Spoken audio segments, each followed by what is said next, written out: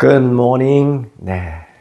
오늘은 제가 이제 캐나다에 이렇게 와서 또 아이들 생활하는 걸 보면서 그 한국에 있을 때 제가 면담할 때만 해도 그렇게 우울해하고 부모님들의 걱정이 태산 같았던 아이들이 불과 5, 6개월 만에 이렇게 환하게 바뀌고 굉장히 미래를 꿈꾸고 뭔가 이 세상을 다 가진 것처럼 자존감이 많이 올라가고 그런 아이들의 모습을 보면서 우리나라 교육은 진짜 뭐가 문제인가 하는 점에 대해서 제 나름대로의 생각을 한 번 더 정리를 해보도록 하겠습니다. 제가 뭐 이런저런 동영상을 통해서 부분적으로는 여러 번 이야기를 했는데 오늘은 종합적으로 한번 제가 정리를 한번 해봤습니다. 먼저 현재 우리나라 교육의 근본적인 문제는 뭐냐면요. 1990년도까지는 즉 우리나라가 한참 제조업 강국이었을 때 뭐를 이렇게 만들고 지금은 꼭 우리나라가 꼭 제조 강국이긴 하나 제조업 국가라고 얘기하기에는 조금 부족함이 있어요. 그죠? 여전히 제조업을 많이 하기는 합니다만은 그래도 지금은 우리가 IT 강국이고 그리고 앞으로는 이제 소프트웨어 쪽으로 그리고 4차 혁명에 대비하는 그런 선진국이죠. 우리나라가 이제 여기서 제가 이야기하는 전통적인 제조업이라고 하면 과거에 옛날 우리는 가발 만들면서부터 시작을 해서 그 다음에 뭐 트랜지스터, 라디오, 뭐 카세트, 텔레비전, 조립 막 이런 거 했잖아요. 근데 더 이상 그런 것들은 전부 다 컴퓨터가 하고 기계가 하고 또 사람 손이 꼭 필요한 것들은 저기 뭐 방글라데시 막 이런 그 제3세계에서 다 만들잖아요. 그죠? 이제 우리나라 인건비로는 그런 제조업을 할 수 있는 나라가 아닙니다. 근데 과거에 제조업 국가이었을 때는 우리나라 교육이 굉장히 훌륭한 교육이었습니다. 이게 무슨 의미냐면 제조업 국가라고 하는 것은 어떤 설계 도면을 보면서 그 설계도를 가장 현실적인 제품으로 잘 구현해내는 나라. 이게 이제 제조업이잖아요. 근데 여러분, 미국은 제조업 국가는 아니죠. 그죠? 예를 들어서 나이키라는 회사가 있다. 나이키는 미국 회사입니다. 우리가 잘 알고 있는 운동화 만드는 미국 회사인데 실제로 나이키 운동화는 단 한 켤레도 미국에서 만들지 않잖아요. 전부 다 뭐 메이드 인 차이나, 뭐 메이드 인 방글라데시, 메이드 인 인디아 뭐 전부 그러지 않습니까?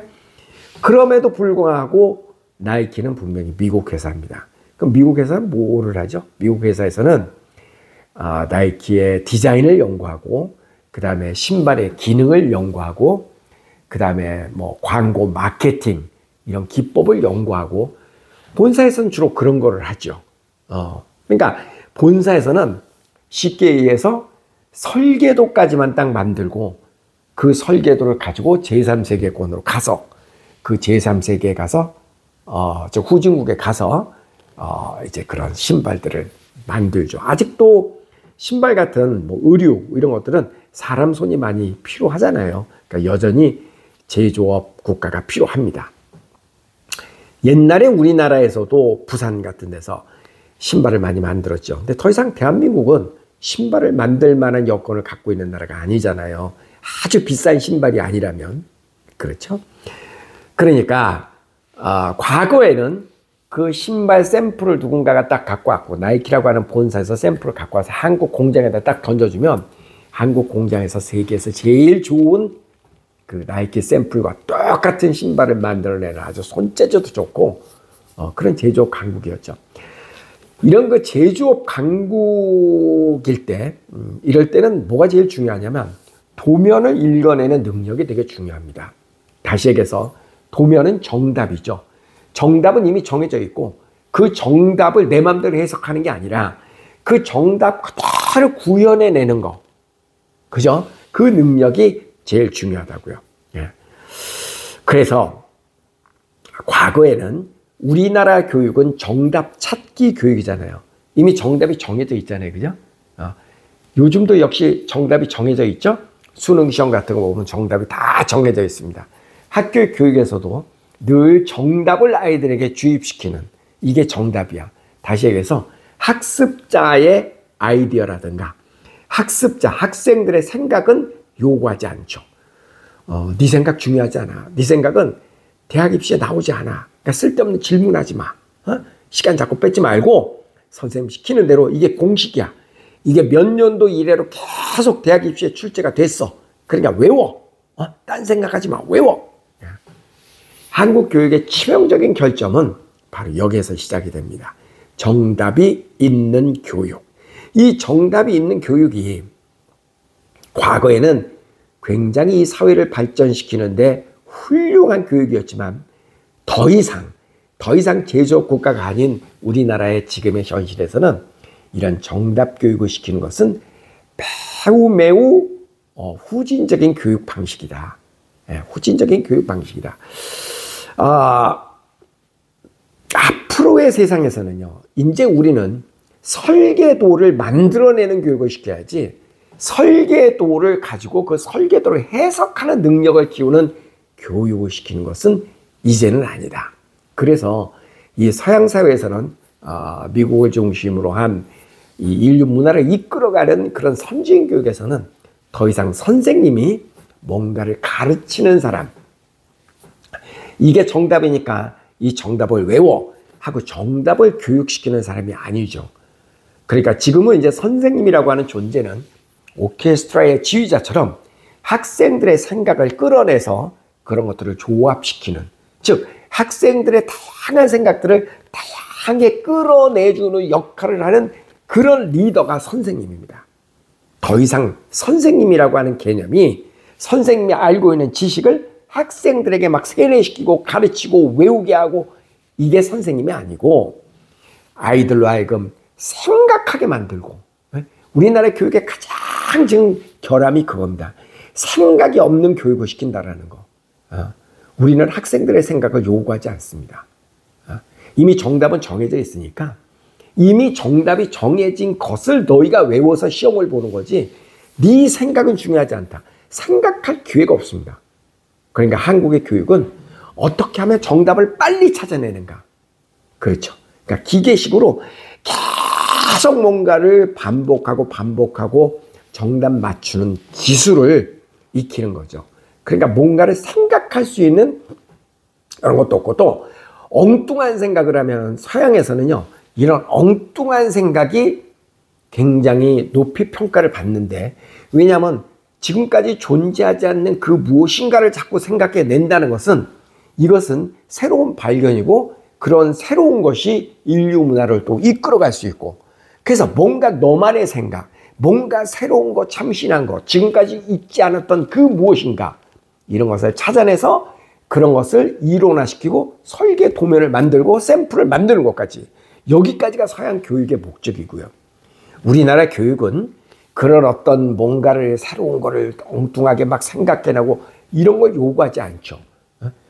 이미 정답이 정해져 있기 때문에 이 정답이 아닌 새로운 것을 얘기하면 그건 전부 다 오답이죠. 오답. 틀린 답. 그래서 엉뚱한 생각을 하는 것은 대한민국에서는 루저가 되는 지름길입니다. 이게 서양 교육에서는 엉뚱한 생각을 하면은 오, 참신한데, 오, 좋아, 이렇게 얘기를 하는데, 한국의 교육에서는 좀 엉뚱한 생각하고 참신한 생각을 하면은 야, 쓸데없는 생각하지 마, 이렇게 된단 말이에요.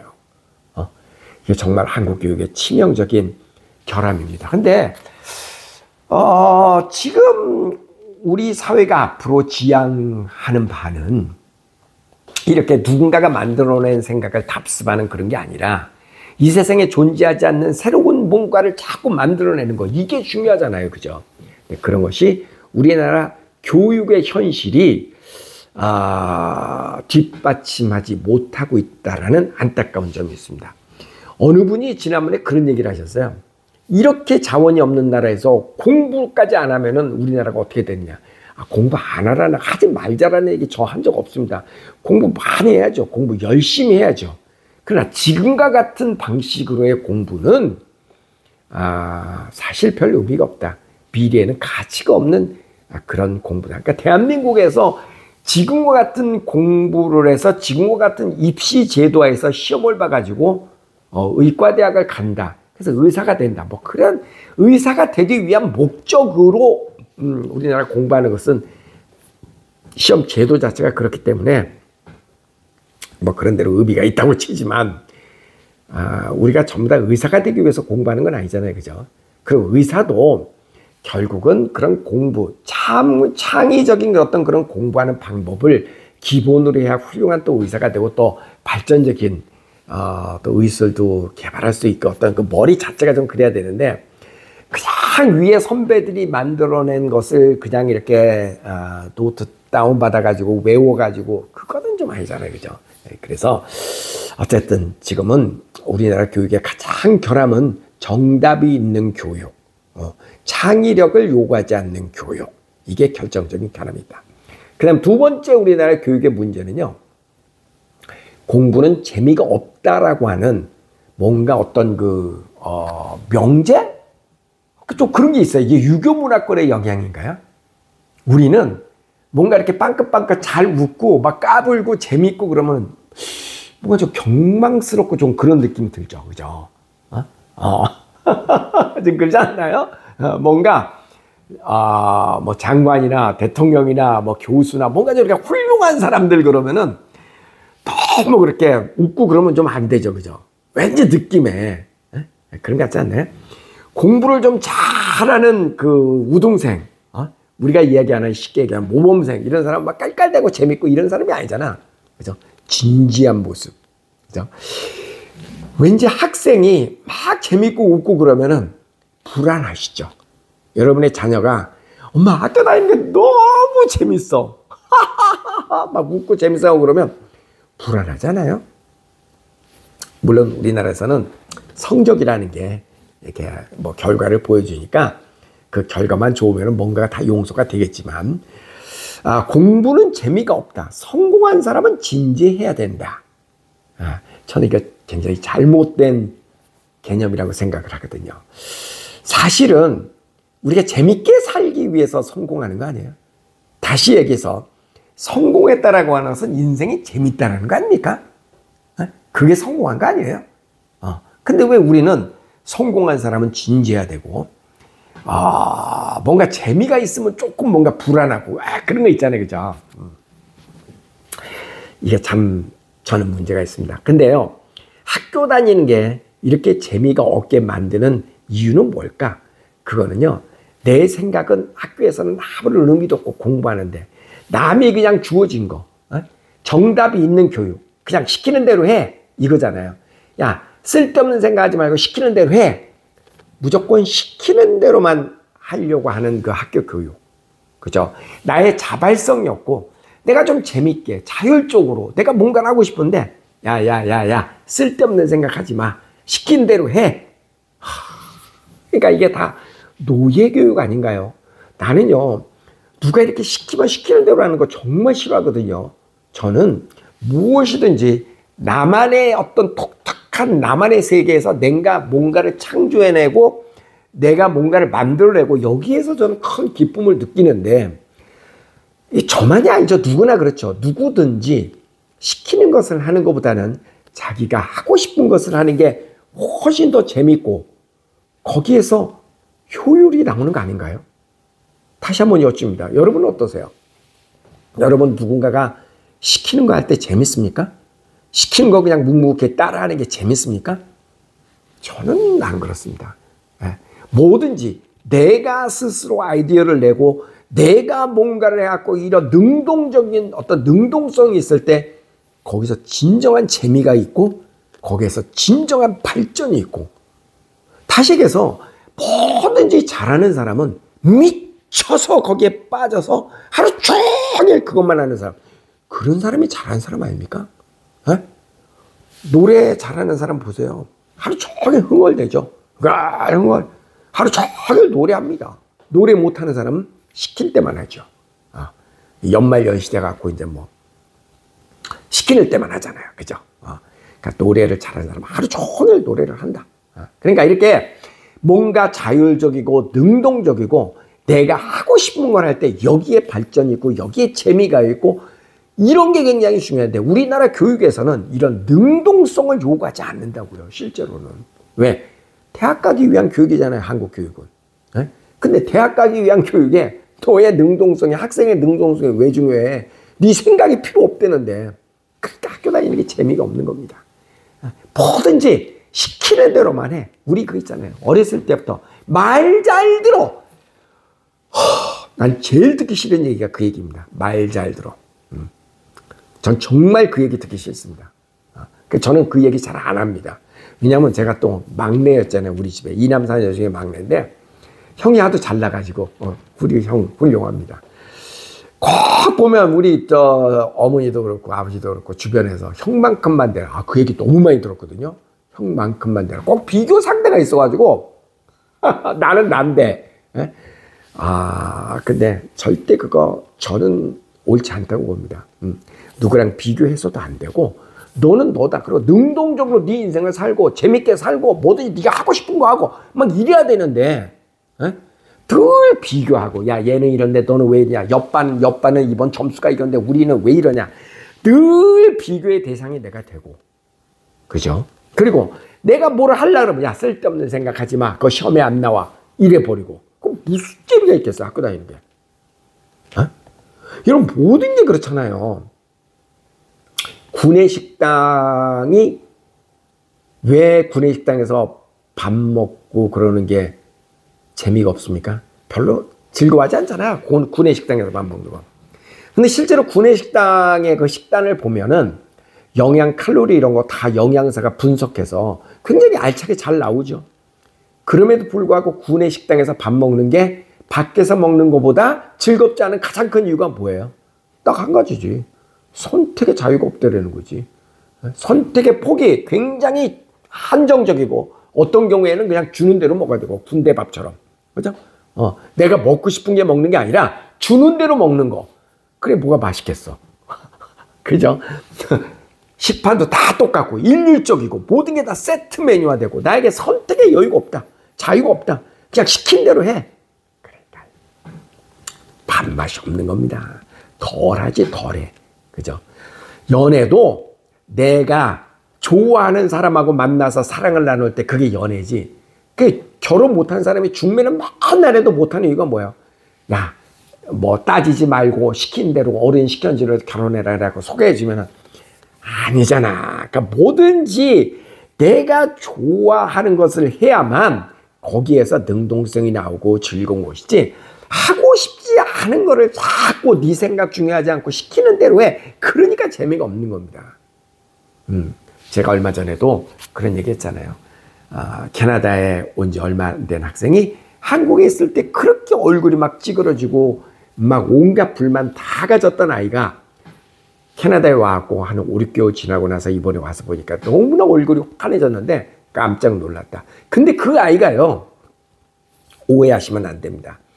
캐나다 애들이 놀기 때문에 환해졌다. 그거 아닙니다, 여러분. 한국이나 캐나다나 노는 애는 놀고 공부하는 애는 합니다.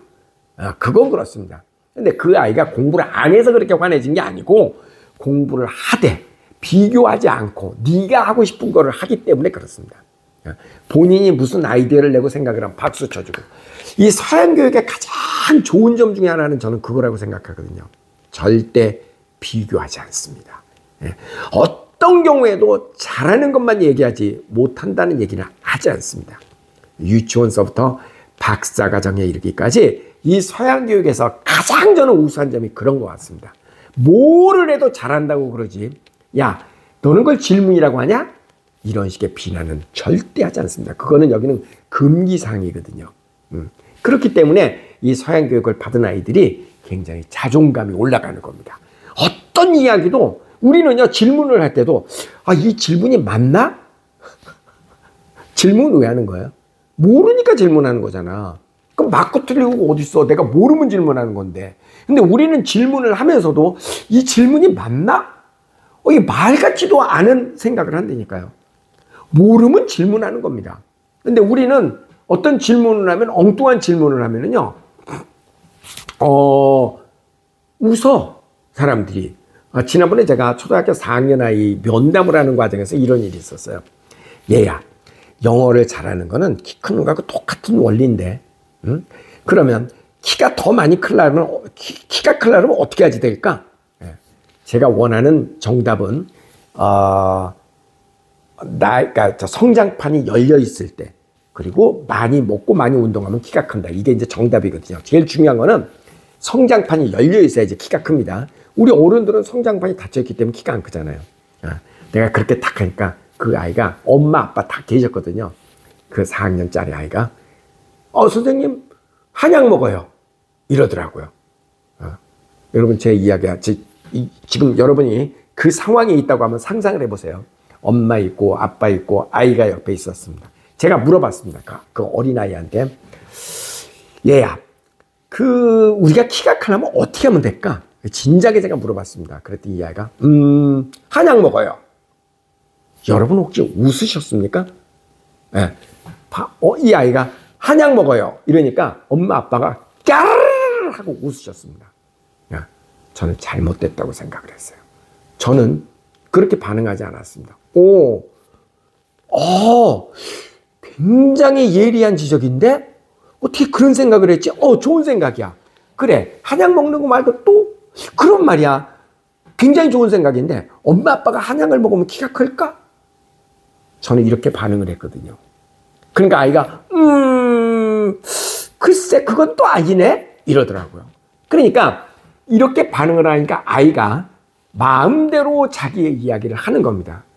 근데 한약 먹어요. 그리고 옆에 사람들이 다 까르르 웃어버리면 그 다음에 더 이상 얘기하기 싫죠. 그죠? 서양 교육에서는 어떤 경우에도 어떤 질문을 하더라도 아이들이 웃지 않습니다. 그건 금기사항입니다. 금기사항이라고요. 자, 다시 한번 이야기하지만 이런 자율적이고 내가 하고 싶은 것을 무엇이든지 내가 하고 싶은 것을 하고 무엇이든지 자발적으로 하고 이런 것들이 우리나라 교육 환경에서는 그런 분위기가 안 되어 있기 때문에 아이들이 학교 다니는 게 별로 재미가 없는 겁니다. 그냥 시키는 대로 해야 되고 내가 하고 싶은 걸 할 수도 없고 내가 뭐라고 그러면 애들이 웃어버리고 이런 분위기 이게 정말 안 좋은 거죠. 그 다음에 이제 세 번째는요. 자기의 적성을 찾을 만한 기회가 없습니다. 한국의 교육에서는. 근데 이게 되게 중요한 거죠.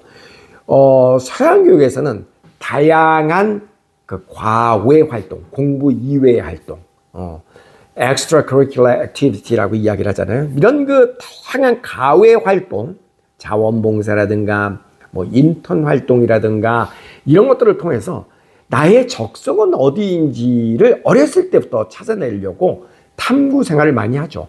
그러니까 초, 중, 고등학교, 뭐 심지어 대학교 때도 계속해서 끊임없이 나의 적성, 이게 나는 미래에 뭐를 해야지 내가 재밌는가를 찾기 위해서 정말 다양한 경로를 통해서 나의 적성을 찾아내는 훈련을 합니다. 근데 우리나라에서는 어떤가요? 우리나라에서는 실제로 그렇게 그 교육 과정에는 나와 있지만 현실적으로는 그냥 글에 불과죠. 현실은 그렇지 않죠. 현실은 어떻게 우리 아이들이 다양한 적성을 찾기 위해서 이런 활동 저런 활동을 하면서 대학 입시 준비를 어떻게 합니까? 그죠? 그러니까 그런 거는 그냥 허수고 심지어 그런 것도 무슨 뭐 자원봉사 활동 이런 것도 다 막 가짜로 뭐 이런 거 그런 것도 실제로 비일비재하잖아요. 조국사 때도 결국 그런 데서 만들어진 거 아닙니까? 그러니까 정말 많은 경우에 우리나라에서는 이런 어떤 전반적으로 이게 꼭 어떤 뭐 조국이라는 한 사람만 비난할 수 있는 상황은 아닙니다.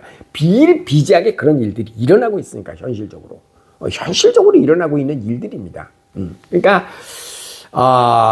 이게 뭔가가 정말 이게 그 다양한 어렸을 때부터 경험을 통해서 나의 적성을 찾아가고 그래서 내가 좋아하는 일을 미친 듯이 해야 그리고 그런 좋아하는 일을 찾아서 대학도 가고 그래야 이게 발전이 있는데 우리는 점수 따라 대학 가잖아요. 전교 1등을 이과에서 했는데 의대 안 갈 수 없잖아요. 그죠? 아깝잖아. 그 점수가. 그러니까 무조건 이과대학 가잖아요. 그죠?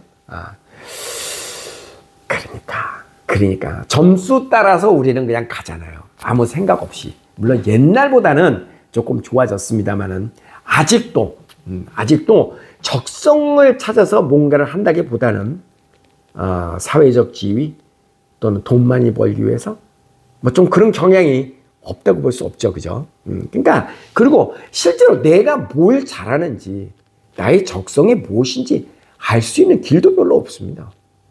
그럴 수 있는 그런 과정이 많이 생략이 되었기 때문에 이것도 굉장히 안타까운 묘이죠.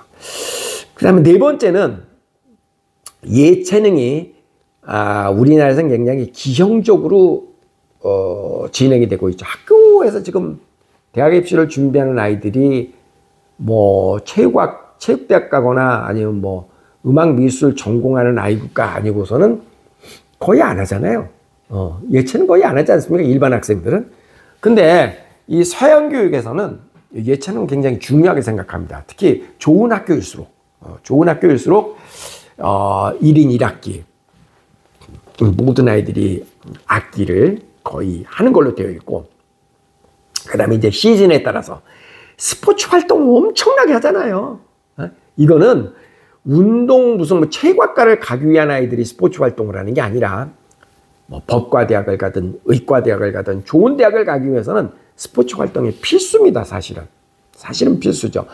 거기에다 더군다나 그 단체 스포츠 활동, 뭐 미국 같으면은 뭐 풋볼이라든가 그다음 뭐 농구, 배구 등등, 뭐 축구 등등 이런 그 단체 활동에서 구기 종목에서 자기가 만약에 팀 리더를 한다, 캡틴을 한다, 그러면은 굉장히 좋은 점수를 얻어서 학과 점수 못지않게 이런 어떤 그 스포츠 활동 점수, 그 다음에 악기 활동 점수, 이런 점수들이 굉장히 대학 가는데 중요하게 평가를 받고 있거든요. 그래서 실제로 그 서양교육에서는 예체능 활동이 굉장히 중요합니다. 아주 많이 중요합니다. 그래서 우리나라 아이들이 유학 와가지고 제일 점수 받기 어려운 과목이 체육 과목이에요. PE, Physical Education. 체육 과목에서 학점 받기가 제일 어려워합니다, 아이들이. 왜냐하면 여기 아이들은 어렸을 때부터 생활체육을 해왔기 때문에 체력들이 되게 좋습니다. 근데 우리는 요즘 대치동 쪽 가보세요. 주말이 되면은 유니폼, 무슨 스포츠 유니폼 입혀갖고 줄넘기 하고 뭐 배구하고 돈 주고 하잖아요. 돈 주고. 줄넘기 한 바퀴 돌리는데 이거 100원 더 할 것 같은데? 100원. 예, 축구도 돈 주고 하고 모든 걸 돈. 그러니까 돈 주고 한다는 게 잘못됐다는 게 아니라 재미가 없잖아. 그죠?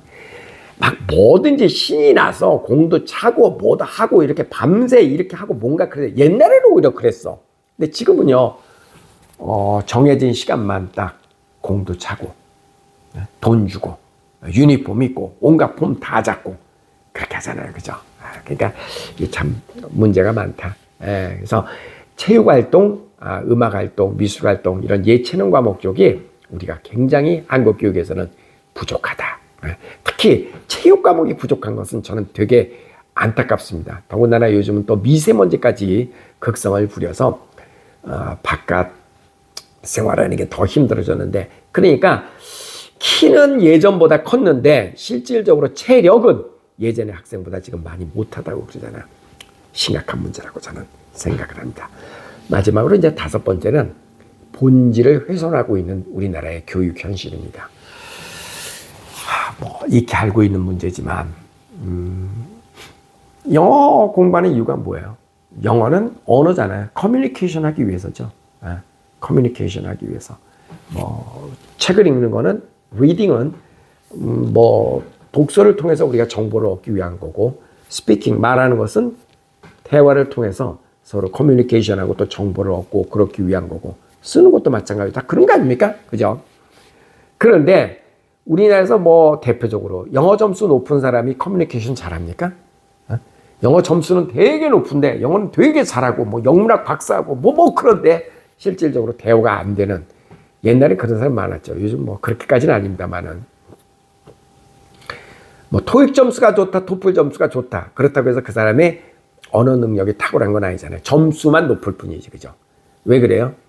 점수를 잘 받는 노하우를 학원에서 가르쳐주고 그 노하우대로 또 이런 것들은 또 기출 문제들로 이루어지잖아요. 예. 그러니까 점수 받는 기술을 익혔기 때문에 점수는 높지만 현실적으로 그런 그 언어의 본질적인 요소는 많이 떨어진다. 그죠? 수학 공부를 우리 왜 하나요? 수학은 정답을 찾아내는 과정이 중요한 것이지 정답 그 자체가 중요한 건 아니잖아요. 그죠? 수학은 논리성을 개발하기 위해서 우리가 수학 공부를 하는 거잖아요. 네? 그러니까 어떤 수학적인 머리가 없으면 모든 뭐 경제학이 되었던 심지어 언어학이 되었던 모든 과목에서 사실은 수학이라고 하는 과목은 굉장히 중요한 과목입니다. 왜냐하면 이런 수학적인 논리력, 추론하는 능력 이런 걸 개발해 주기 위해서 우리는 수학 공부를 하는 건데 근데 우리는 우리의 현실에서는 공식을 대입해서 빨리빨리 정답을 찾는 그런 방법을 가르쳐 주잖아요. 문제는 굉장히 어렵지만 실질적으로 그 과정보다는 정답이 중요하다. 우리 삶 자체가 그렇습니다. 우리 삶 자체는 서양 사회는 상당히 과정을 중요하게 생각하는 그런 그 생활 양식과 그런 문화 성향을 갖고 있는 데 비해서 우리는 결과 중심적이죠. 결과가 좋으면 과정은 어느 정도 다 용서가 되는 그런 경향이 있죠. 수학 문제도 사실은 그렇습니다. 서양에서는 수학은 정답이 아니더라도 그 풀이 과정 자체가 다 논리적으로 그러면은 점수를 줍니다.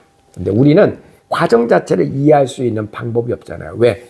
그냥 정답 사지선다니까. 그죠? 그런 안타까움이 있습니다. 미술 공부는 왜 하나요? 미술은 그 예술이라는 게 그렇잖아요. 일반인들이 상상하지 못하는 뭔가 좀 엉뚱하고 생뚱맞고 그런 거가 예술의 범주 아닙니까? 그런데 참 지난번에 제가 그 예술의 전당 앞에서 알고 있는데 가끔 그 미술관에 갑니다. 어느 날 갔는데 초등학생들이 그 대상 타고 1등상 타고 이런 작품이 쭉 전시되어 있더라고요. 깜짝 놀랐어요. 어떻게 초등학생들의 미술 작품이 이렇게 수준이 높지? 근데 대상 1등, 2등 이렇게 쭉 가는데 비슷비슷해. 그림이. 에이, 그래서 금방 알았죠. 아유, 이거 선생님이 이게 다 뭐 어떻게 해준 거구나. 모든 그 학원 출신, 뭐 그 학교 출신. 그러니까 독특함이 없는 겁니다. 여러분 저 음악 콩쿠르 대회라든가 이런 데 한번 가서 구경 한번 해보세요. 보면 다 우리나라 성형미인처럼 뭔가가 판에 박아도 다 똑같아. 예. 근데 그게 그럴 수밖에 없는 게 미술대학 가는데 실기시험을 보는데도 그게 표준화가 되어 있어가지고 어떤 그렇게 표준적인 어떤 그런 거에 맞추지 않으면은 대학을 못 가니까. 그러니까 어떤 독창성과 창의력 이런 것보다는 정말 그냥 천편일률적으로 기계적으로. 그러니까 이건 미술을 굉장히 모욕하는 행위죠. 미술 교육은 그러기 위해서 우리가 미술 교육을 하는 건 아니거든요. 그냥 색감이라든가 창의적으로 내 마음대로 뭔가를 한번 창조해내는 이게 미술의 가장 기본적인 원칙인데 우리는 그런 걸 무시하고 그냥 시키는 대로 선생님이 가르쳐 주잖아. 그러니까 그거는 심지어 생각을 가르쳐 주는 겁니다. 야, 그 생각하지 마. 이렇게 미술은 이거야. 이렇게 해. 그럼 뭐하고 똑같냐면 모든 사람이 유니폼, 교복을 입게 만드는 거하고 똑같은 거죠. 그죠? 여러분 그런 생각 안 드세요? 전 가끔 보면은요. 어떤 이 옷들을 보면 내 스타일이 아닌 옷들이 많이 있잖아요. 여러분도 그렇죠? 야, 저걸 누가 입냐 저런 거를. 나는 저런 거 도저히 못 입겠다 싶은 거를 또 누군가는 거를 입잖아요. 그죠? 그 당연한 거 아닙니까? 그러니까 다양성과 개성과 그런 게 있는 거죠. 그러니까 당연한 거죠. 음식도 그렇고 저런 음식을 누가 먹나 하지만 그것도 좋아하는 사람이 있잖아요. 당연히 그래야 되죠. 근데 우리는 그것도 먹는 것도 이거 먹어.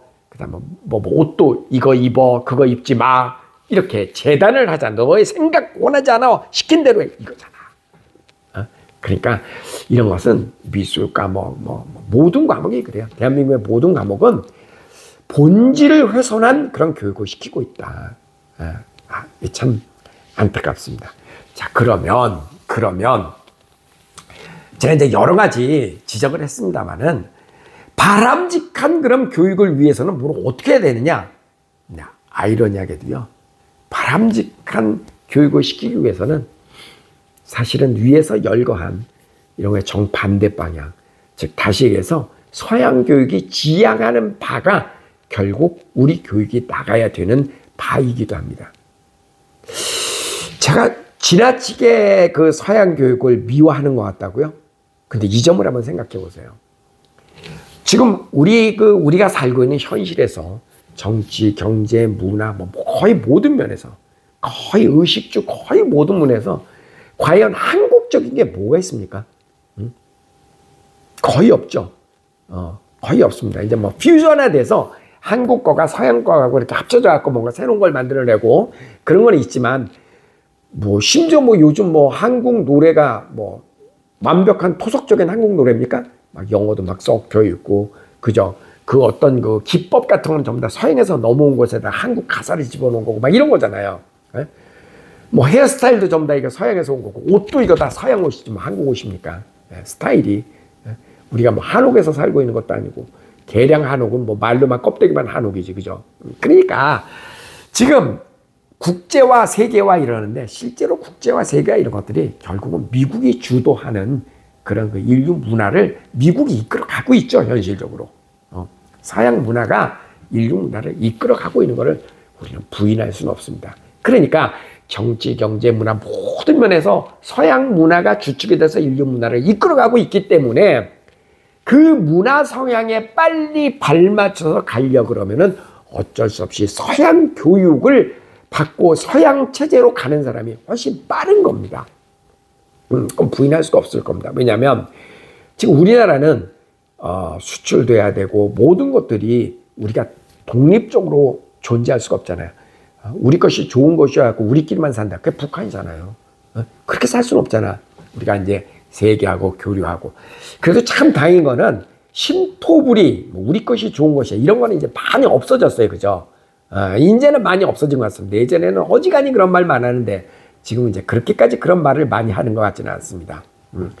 왜냐하면 이제는 독특하게 뭐 한국 것이라고 하는 것도 없어요. 그렇다고 따지고 보면은요, 이게 미국 거다라고 할 것도 없어요. 미국 음식이 뭐가 있습니까? 미국 음식이 뭐가 있어요? 별로 없어. 그러니까 이제는 모든 게 다 섞여 있다고요. 한국도 지금은 이제 단일 민족 아닙니다. 모든 게 다 섞여 있다고요. 예, 큰 하나의 흐름이죠. 큰 하나의 흐름입니다. 그러니까 이제는 그런 대세를 쫓아가는데 그 인류 문화의 대세를 이끌어가는, 이제 그게 이제 흔히 이야기하는 4차 혁명이죠. 이 문화의 큰 흐름을 이끌어가는 대세 주체 세력을 향하는 그쪽하고 흐름을 같이 가야 된다. 그러니까 이제 영어에 대한 이해는 당연히 필요하고요. 그죠? 언어 능력.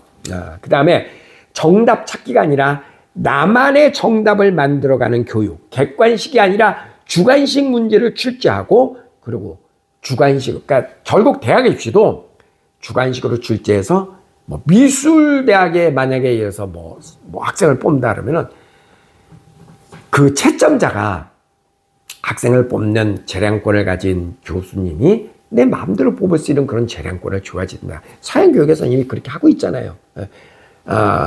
그 다음에 그 공부도 재미있고 사는 것이 재미있다.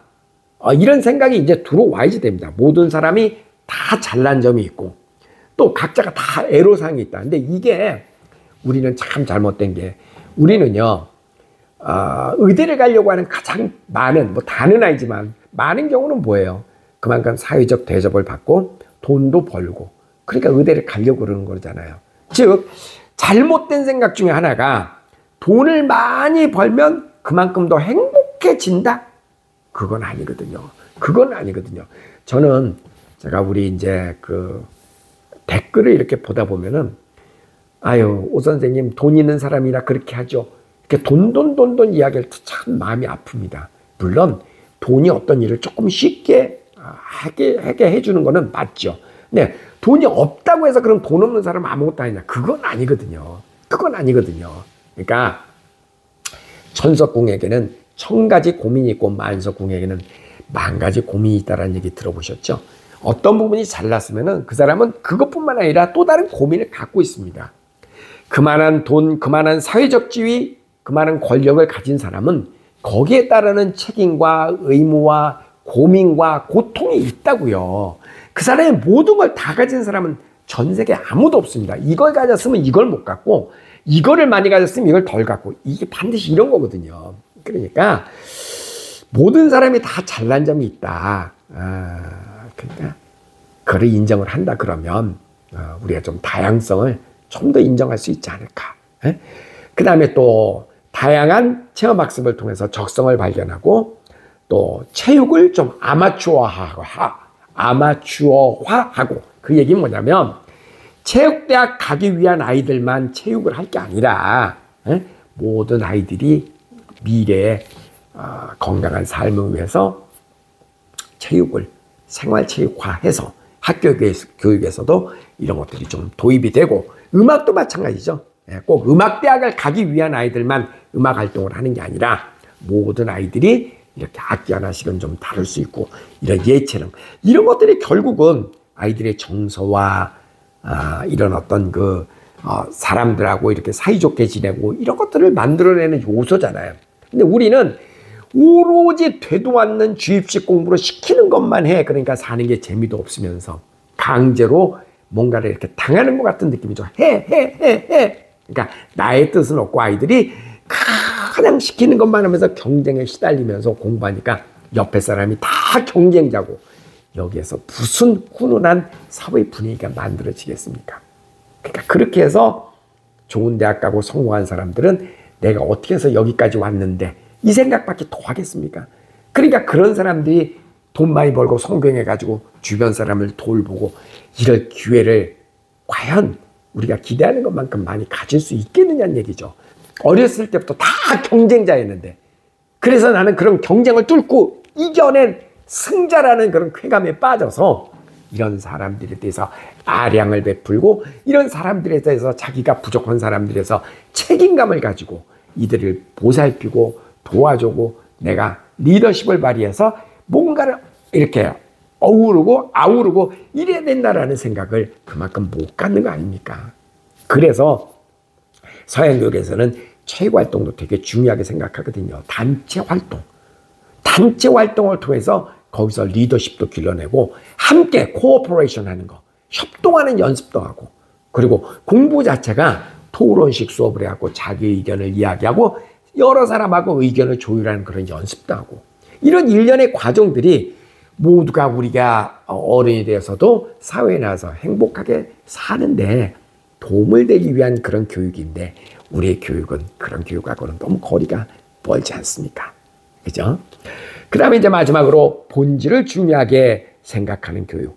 결국은 점수가 중요하지 않고 본질이라고 하는 건 뭐예요? 우리가 영어, 아까도 제가 얘기했잖아요. 수학, 미술 이런 것들 그런 점수화돼서 대학 가는 거 이게 중요하지 않고 그것보다는 정말 본질적인 거. 미술의 본질, 영어의 본질, 점수보다도 커뮤니케이션 할 수 있는 능력 그러기 위해서 영어를 배우는 거고 그죠? 이런 게 참 중요하다. 그러니까 이런 것들은 자원봉사나 그 다음에 이제 또 그 미국에서는 결국 이 본질에 대한 중요성을 늘 강조하기 때문에 대학 갈 때도 자원봉사 활동 내용, 그 다음에 뭐 내가 뭐 의대를 가거나 내가 뭐를 가서 배워서 이거를 어떻게 쓰겠다. 이게 이제 에세이잖아요. 대학 들어갈 때 꼭 쓰는 게 있죠. 내가 이 대학을 지원하는 이유. 그거 굉장히 중요하거든요. 그리고 그걸 뒷받침할 수 있는 자료들을 다 첨부하잖아요. 나는 어렸을 때부터 이런 데 굉장히 관심이 많아서 이러이러한 활동을 해왔고 나는 대학교 가서 더 공부해서 나중에 인류사회에 이런 점으로 나는 기여하고 싶다. 뭐 이런 거 쓰잖아요. 응? 그러니까 이런 것들이 사실은 다 이게 서양교육에서는 중요하게 생각이 되고 또 그렇게 했는데 그래서 전공을 공부를 하다 보니까 이 전공이 나의 적성에 또 안 맞는 것 같아. 그럼 또 전공도 그냥 이렇게 종이 하나만 쓱 내면 바꿔주잖아. 미국 캐나다 교육에서는. 그러니까 전공도 쉽게 바꾸고, 그러니까 이런 어떤 flexibility, 어떤 이런 그 뭐랄까 융통성이 있는 이 나라의 교육, 그런 거거든요. 그러니까 결국은 보면은요, 굉장히 안타까운 이야기인데, 우리가 현실적으로 지금 갖고 있는 교육의 많은 문제점들이 이미 서양 교육에서는 개선된 방향으로 지금 다 가고 있다라는 것이죠. 자, 앞서 제일 먼저 얘기했지만 서양 교육에서 우리나라 교육에서 과거에는 70년대, 80년대, 90년대까지 우리가 제조업 강국이었을 때, 신발 만들던 시대, 쉽게 얘기해서 그때는 한국 교육이 최고의 교육이었는데, 일본도 마찬가지였죠. 그래서 한국과 일본이 부흥기를 누렸잖아요, 그 당시에. 근데 지금 일본도 쇠퇴의 길을 걷고 있잖아요, 그죠? 한국도 뭐 쇠퇴까지는 아니지만 더 발전을 못하고 있잖아요. 그것은 정말 공부를 열심히 하는 것은 예나 지금이나 변함이 없는데 방향성이 잘못됐기 때문에 저는 그렇다고 봅니다. 그래서 당분간은 서양 교육을 중심으로 그런 식으로 지향을 해야 되는데, 자, 저는 그런 생각을 해봤어요. 내가 만약에 교육부 장관이 된다면은 나는 한국 교육을 바꿀 수 있을까? 그런 고민을 해봤거든요. 어떻게 하면 그럼 한국 교육을 바꿀 수 있을까? 저는요, 그냥 저의 개인적인 생각입니다. 한국 교육을 바꿀 수 있는 방법은 한국 내에 좀 많은 자율성을 확보해 주는 건데, 그러려면 사립학교들을 많이 만들어야 된다고 생각합니다. 그래서 민사고 같은 거, 민사고라든가 뭐 대언외고라든가 다양한 상상고라든가 이렇게 자립형 사립학교를 많이 만들어내고, 등록금도 좀 비싼 학교서부터 싼 학교까지 좀 마음대로 좀 이렇게 만들어내면, 그리고 자율권을 주는 겁니다, 그 학교에. 저는요, 제가 유학 프로그램을 지금 운영을 하고 있지만, 저는 왜 굳이 유학을 와야만 되나라는 생각을 합니다. 유학을 오는 게 잘못됐다라는 얘기가 아니라, 이걸 좀 대한민국 땅에서 소화해낼 수 없을까? 비용도 훨씬 덜 들고, 그죠? 사실 우리나라에서 가능한 일이거든요. 얼마든지 가능한 일입니다. 전제가 있다면. 어떤 전제? 사립학교를 마음대로 활성화시킬 수 있는 그런 전제만 된다면 대한민국에 정말 훌륭한 미국이라든가 이런 데서 박사학위 받은 교육자들 굉장히 많거든요. 그런 사람들이 한국에 들어와서 후학을 양성시키면은 비용도 그만큼 들지 않고, 비용도 훨씬 덜 들고, 그리고 어떤 학교가 이제 민사고 같은 학교가 전국에 막 이렇게 생겨난다고 한번 가정을 해보세요. 그러면은 그 학교를 옆에서 본 학교에서 벤치마케팅을 할 거 아닙니까? 와, 저긴 저렇게, 저 좋은 학교에는 저렇게 가르치는구나. 그러면은 옆에 학교도 같이 발전하죠. 항상 보면은 사립학교가 먼저 발전하는 겁니다. 그 다음에 이제 공립이 따라오는 거죠. 본래 원리가 그런 거 아닙니까? 세상의 모든 게. 그러니까 그렇게 돼야지 되는데, 가능할까요? 가능할까요? 사실은 이런 방향으로 제일 앞서 가던 정부가 MB 정부입니다. 그러니까 이명박 정부 때가 가장 교육이 그런 방향 쪽으로 갔었죠. 그리고 가장 후퇴한 게 문재인 정부 때가 가장 후퇴했죠. 왜냐하면 그런 어떤 그 민사고를 비롯해서 이런 학교들 전부 다 없애자, 막 이런 분위기였죠. 그러니까 하향 평준화가 다 되는 거죠. 모두가 하향 평준화. 이렇게 돼가지고는 발전이 없죠. 그러니까 다양성을 인정하고 이렇게 돼야 되는데, 우리가 갖고 있는 국민 의식이 바뀌어야 되는데, 이제 국민 의식이 여기서 이제 가장 그거잖아요. 그러면 돈 있는 사람만 좋은 교육을 받으란 얘기냐? 여기서 이제 문제가 되는 거잖아요, 그죠? 그러니까 제주국제학교라든가, 그다음 민사고라든가, 상상고라든가, 우리나라에 좋은 학교들 많이 있죠. 좋은 학교 많이 있는데, 그런 학교를 보내려면은 일반인들이 보내기에는 돈이 많이 들잖아요. 그러면 돈 많은 사람만, 그러면 심지어는 자사고도 못 만들게 하고 막 그랬잖아요. 돈 많은 사람만 그럼 좋은 교육을 받으란 말이냐? 그러니까 결국은 이렇게 되면 하향 평준화가 되는 거죠. 그리고 이것은 곧 포퓰리즘에 합류를 하게 되면 결국은 표잖아, 표. 그러니까 국회의원이 되었던 아니면 어떤 대통령이 되었던 정부를 탄생시키는 이 정치가들의 입장에서는 표를 무시할 수가 없죠. 그러니까 그런 걸 압도하고 그걸 뚫고 나가서 그렇게 사립학교를 마음대로 세우고 그런 걸 자율적으로 이렇게 운영하게끔 만드는 게 과연 대한민국의 현실에서 이게 가능한 문제냐? 저는 당분간은 그렇게 가능할 것 같아 보이지 않습니다. 네. 그러니까 현실적으로 어떻습니까? 지금 우리나라 대한민국의 교육은 제조업 시대에는 훌륭한 교육이었으나 미래를 지향하는 교육은 분명히 아니다. 이건 많은 사람들이 공감하고 있지 않습니까? 그러니까 경제력이 되는 사람들은 결국은 어떻게 합니까? 외국으로 나가는 현실이 지금 벌어지고 있지 않습니까? 현실 아닙니까? 네? 주변을 보십시오. 그래서 콧방귀라도 끼는다는 사람들, 네? 많은 사람들, 실제로는 특목고는 다 없어져야 된다라고 주장하는 그런 그 지도자급 사람들도 결국 자기 자식들은 다 외국에서 공부시키고 그러지 않습니까? 근데 외국에서 공부시키는 게 매국노입니까? 그거는 아니죠. 그건 아니죠. 그건 아니죠. 외국에서 공부를 해서 그렇게 공부한 사람들이 또 대한민국의 발전에 기여를 하는 거 아닙니까? 삼성전자의 이재용 회장에 비해서 우리나라 대기업 총수들 대부분 외국에서 고등학교, 대학을 나왔죠. 그들이 매국노입니까? 아니죠. 그들이 그렇게 이재용 회장 같은 경우도 영어도 잘하잖아요. 얼마나 멋있습니까? 그러니까 이렇게 세계적인 삼성을 만들 수 있는 거 아닙니까? 우리나라 그 그룹사의 그 회장급들이 영어에 능통하지 못하다고 여러분 한번 상상해 보십시오. 그러면 그런 기업들이 글로벌 기업이 될 수 있겠습니까? 안 되죠. 그러니까 당연히 기업인들도 그렇고 정치가들도 그렇고 장관 이런 행정가들도 그렇고 교육자들도 그렇고 저는 그 많은 리더들은 그런 미국 교육을 또 이런 선진 교육을 받아서 그리고 한국을 이끌어줘야지 된다고 저는 생각합니다.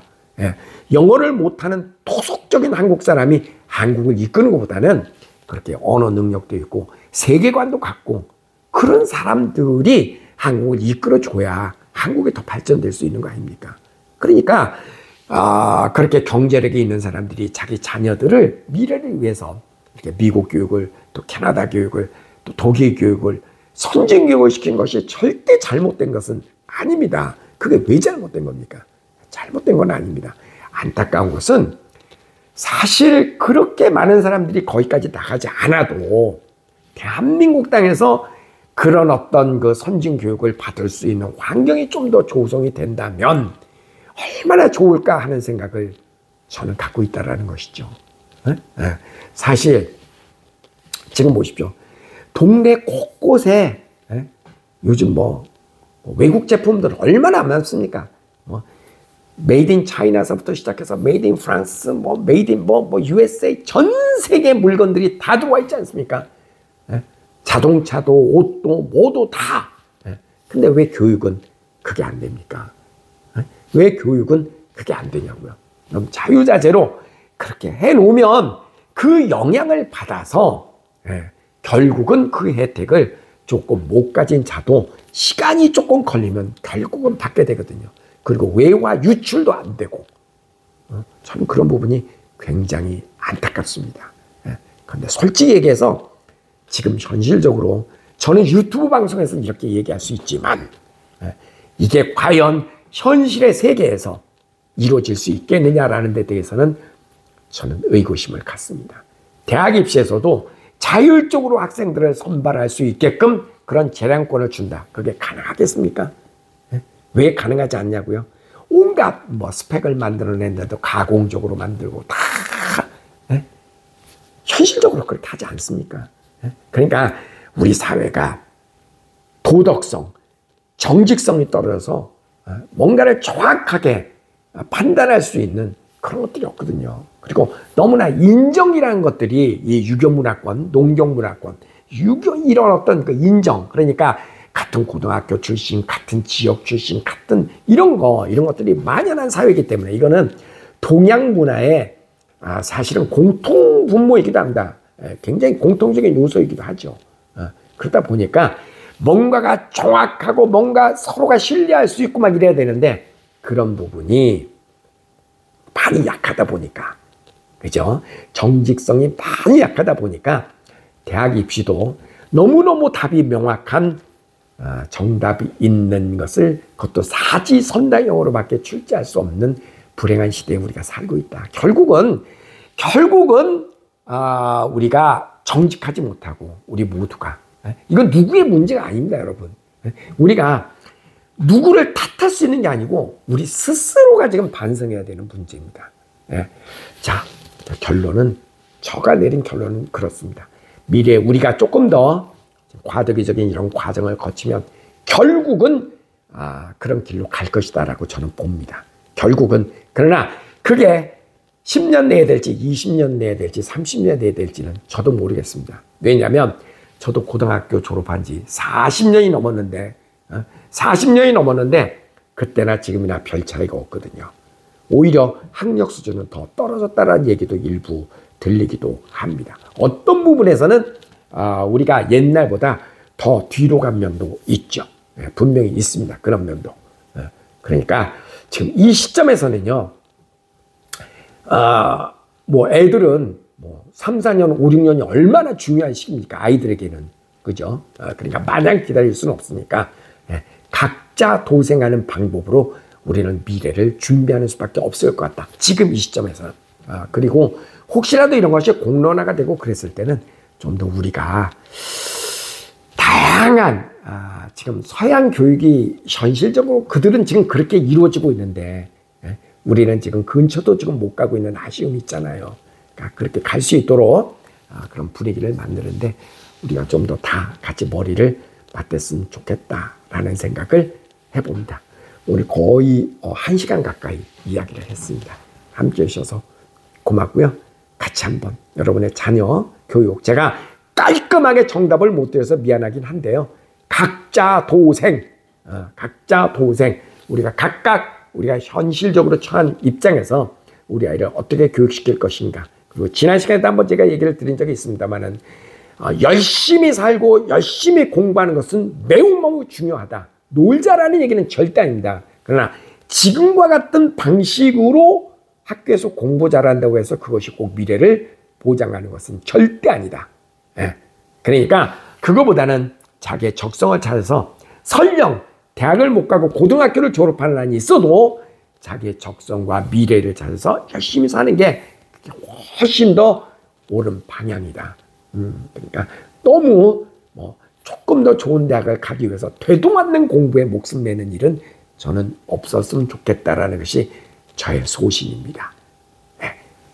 깔끔한 대답을 못 드려서 미안합니다. 그래도 머리를 한번 각자 써보시기 바랍니다. 함께해 주셔서 감사합니다.